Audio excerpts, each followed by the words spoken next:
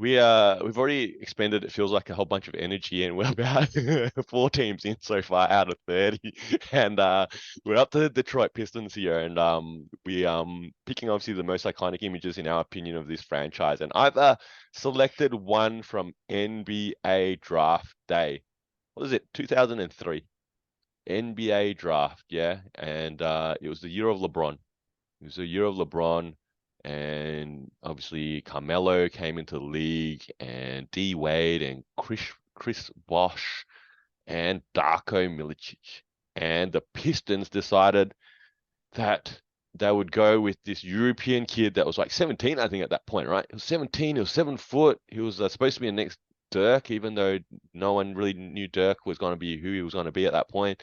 And they took him with the second pick. And I think this is a huge what if moment.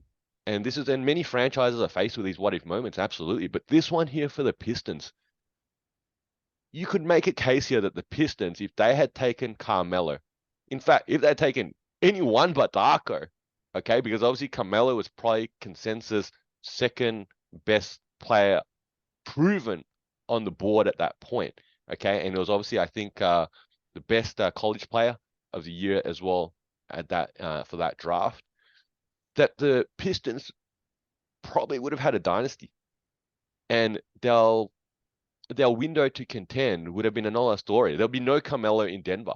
Yeah, there potentially be no Carmelo in New York. Yeah, it would be a whole nother story where the Pistons would have had a sustained amount of success around that period where they won that championship, and they could have continued to win.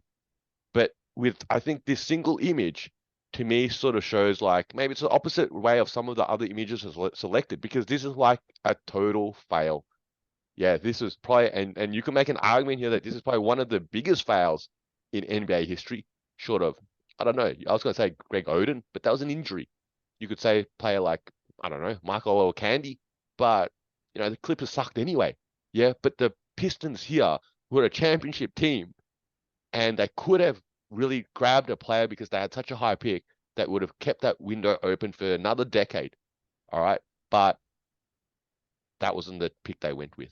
But hey, look, that's what I've gone with. You've clearly gone with another dramatic image here. Break this down. Well, what I'll do, I'll jump on yours a tiny bit more because I think it's important. That draft, when you look at the top 20 picks, you're talking about rotational guys. Like Darko being the second pick was almost the blemish in the top 10, 15. So, they went for potential. I think they went for potential because they were competing for championships. That was their arrogance, so to speak. They felt we can develop this guy for 5 years and we hope that we have the better player than everyone.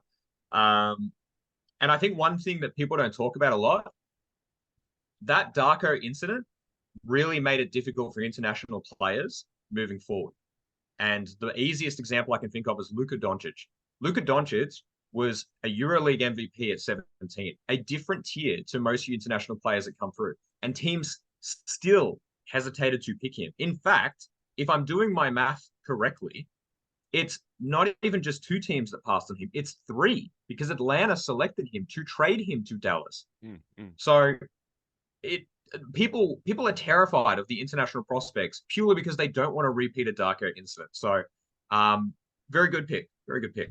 I went in another direction. First off, I need to preface this to, I feel bad that the Detroit Bad Boys don't even get a mention in this, but we're going for iconic moments. We're going for historic moments. You went for the biggest what if probably in draft history, and I went for the day that the NBA really changed. And I went with Malice in the Palace. So, it's a close game, two top Eastern Conference teams. Ron Artest goes for a hard foul on Ben Wallace. Ben Wallace absolutely annihilates him with the shove of the century. And it's the events that follow where a fan throws a cup onto Ron Artest. Ron Artest goes into the stands, and then basically all mayhem breaks loose. So I picked this because obviously it led to the largest suspensions that we've ever seen. It pretty much rewrote the Indiana Pacers' history there, and you look at, the what ifs that come out of that, and that's kind of huge. You also look at the fact that the NBA was different from that point onwards. Alcohol no longer served, security always on, high alert, and the dress code changing in the season later. So the ramifications of this one moment is actually a lot higher than I think people realize. I Are you telling me there's no alcohol served at the NBA nowadays? I don't know. No, no, no. Is So that I is believe that it's got to do with the bottles. So they give those cups. So okay? I'll clarify it a bit more. They Yep, used to yep. probably just give people cans, and that's what ended up getting tossed. So now they give you the cups, and the plastic cups so that they're less dangerous and there's no chance of breakage or anything. I'd imagine there are many sports codes actually that over time instituted that because of that same reality of unruly No doubt. fans Yeah. and the danger posed with cans or glassware or obviously like that.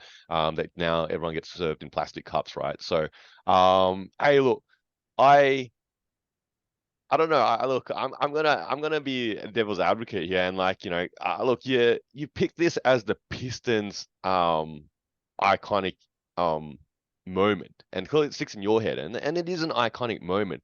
But I'm gonna footnote this that I'm gonna I didn't pick this moment, and I wouldn't necessarily agree that this is a key moment for the Pistons because the Pistons won the ring that year before. Correct. All right. If I just pulled it up, they won the ring the year before, then this happened the next season. And so what they didn't necessarily, you know, they won the ring and that was an upset in itself. I don't think anyone necessarily thought they were in a dynasty, they were going to win, have a sustained amount of period of success. It was that flash in the pan. We upset the Lakers. We won this one.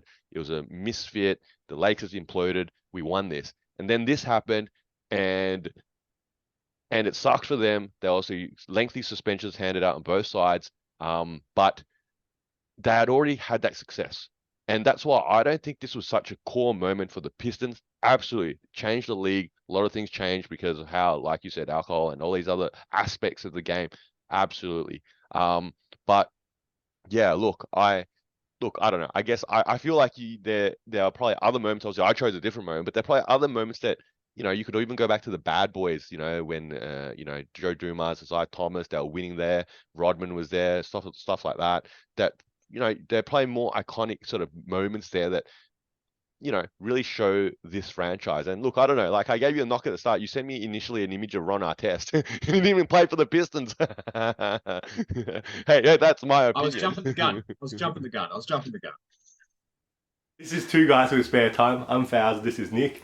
You're probably a basketball fan like us, so hopefully you can throw us an assist and giving our video a like and subscribing to our channel. And if you got thoughts, feelings, or even some suggestions, please put them down in the comment section below. And thank you for using your spare time to watch us in our spare time.